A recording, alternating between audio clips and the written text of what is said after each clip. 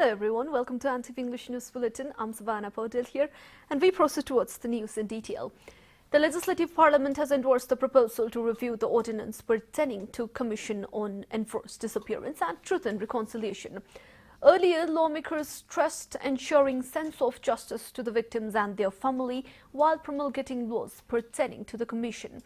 Lawmakers commenting on Law Minister Narhari Acharya's proposal to discuss on the draft bill stressed formulating the legislations so that the peace process can be taken to its logical conclusion.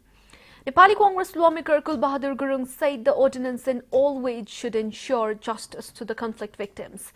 CP and UML lawmaker Rabindra Adhikari called for making the ordinance worth implementing as the Commission is the need of the hour. Unified Maoist parliamentarian Agni Sapkota meanwhile said the legislation should be formulated in such a way that embraces the changed political sentiments. RPP Nepal lawmaker Kamal Thapa stressed the law should not be a tool to save those involved in serious crimes against humanity. Other lawmakers speaking in the date session said the legislation pertaining to the Commission should be endorsed in such a way that they help unravel the facts of the armed conflict and reconciliation in the society. CA's Constitutional Political Dialogue Committee could not elect a consensual chairperson Sunday as well. Surya Bahadur Thapa, who was chairing the meeting, said he would now recommend CA Chair Subhas Nembong to initiate the process. Thapa, however, said the doors are still open to select the chairman consensually, though the election process will also move ahead simultaneously. Most of the lawmakers in the meeting expressed concern that the prolonged delay in choosing consensual chairman might affect the CA calendar. Some lawmakers, meanwhile, said electing a consensual chair will give a positive message to the people. As per CA calendar, all 5 CA committees should elect their chair by April 28. Most of the top leaders of the major parties who are members of the committee remained absent in Sunday's meeting. Prime Minister Sushil Koirala had said the country is in the threshold of transformation. Addressing the Mechi Mahakali Awakening campaign of Nepali Congress in Jhapa, Koirala said no one can stop the new constitution now, stating that the country will take the path of prosperity once peace and stability are ensured through the new constitution. At the same program, Congress Vice President Ramchandra Paudel, General Secretary Krishna Sitola, among others, said the Awakening campaign has been launched to reinforce the party's socialist ideology and the popular level.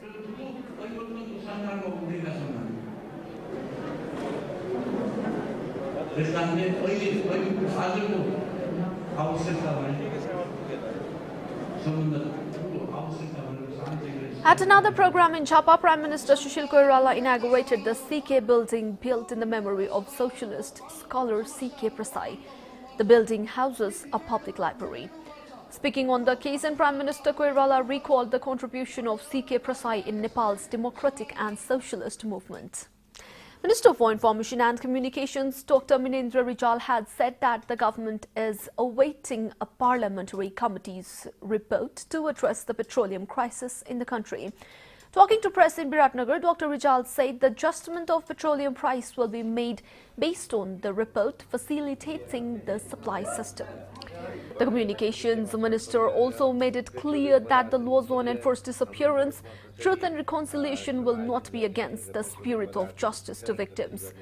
Minister Dr. Rijal further informed that there is no provision for blank amnesty to the perpetrators in the bill.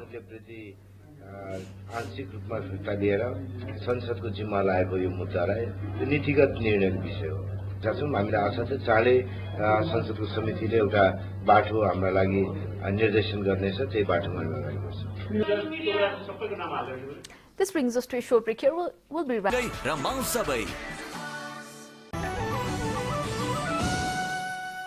Welcome back and more on to the domestic fronts.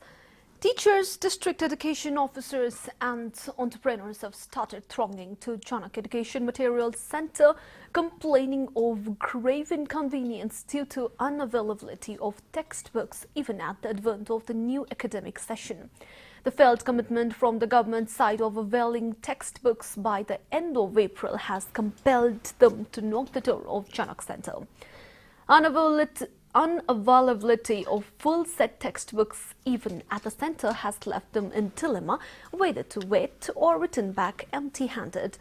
Lately, teachers, district education officers and entrepreneurs from Dhading and Ramechhap who arrived at the centre in Bhaktapur are facing these inconveniences. The scarcity in neighbouring districts of Kathmandu clearly highlights the situation of remote areas. This also proves government's claim of reaching to students at remote areas with textbooks as false. The real situation is that most of these places have not received any textbooks at all, whereas some places have received incomplete sets. Despite government's directives to publish 225 million textbooks, Janak Center is yet to print 7 million copies. Crowds are thronging Haridwar Kshetra of Sunsari Chatara to participate in Mahakumbh fair. Devotees believe taking holy Kumbh dip this month brings fruits equal to giving alms to the needy ones. Devotees reach the river from wee hours of the day.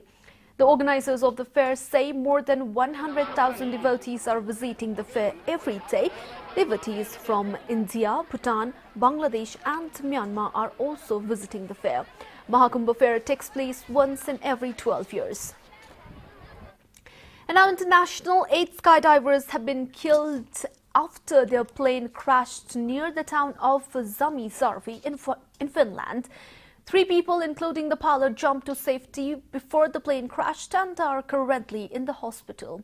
Witnesses said the aircraft appeared to run into engine trouble before it came down. Zamijärvi Airport is one of the most popular in the country for leisure and training flights. Police said the skydivers were all the residents of the area. More bodies found inside a ferry that sank off South Korea arrived on Monday at Pengmok port on the island of Zindo. 64 bodies have been recovered so far and about 238 people are still missing. Some 174 passengers were rescued. The ferry sank on Wednesday with 476 people on board, many of them students from a single high school. The last communications between the ferry and traffic services reveal panic and indecision by the crew.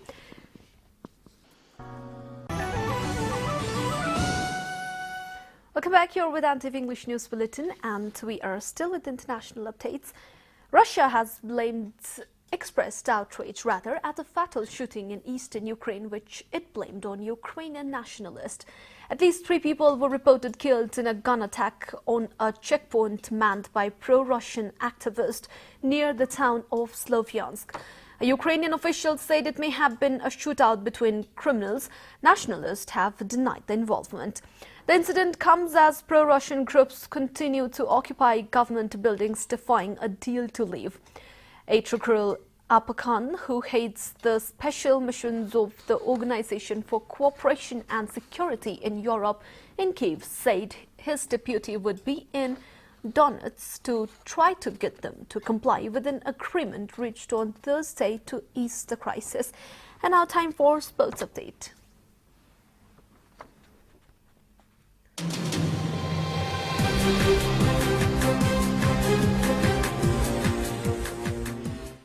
Region number 2 Birganj and APF are fighting for the title of Pepsi Standard Chartered one-day national cricket tournament. Batting first, APF set a target of 214 for region number 2 Birganj. Birganj had earlier defeated APF in the group level match. Both the teams have advanced to the final of the tournament after winning their respective semi-final matches held on Sunday. Birganj defeated region number 4 Bhairahava by 4 wickets in the first semi-final match held at TU Ground. Similarly, APF secured 35 runs victory against region number 1 Biratnagar in another semi-final match at Pulchok Engineering Ground. Nepal Television second channel NTV Plus is broadcasting the match live.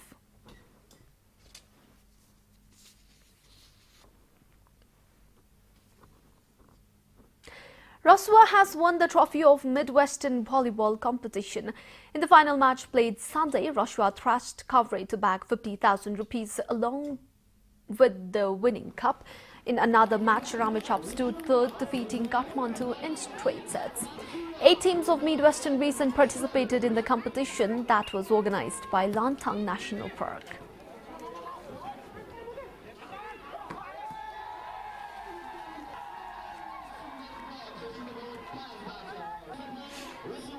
And with this, we are here at the end of this bulletin. But before wrapping up, a quick reminder of headlines.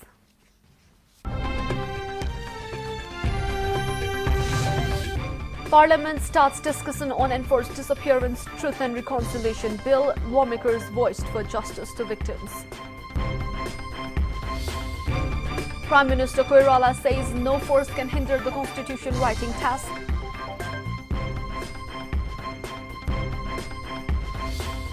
Textbook scarcity continues to hit students across the country.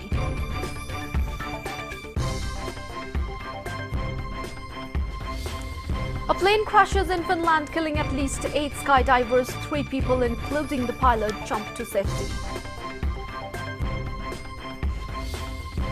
And defending champion APF faces region number 2 Birganj in the final of National One-Day Cricket today.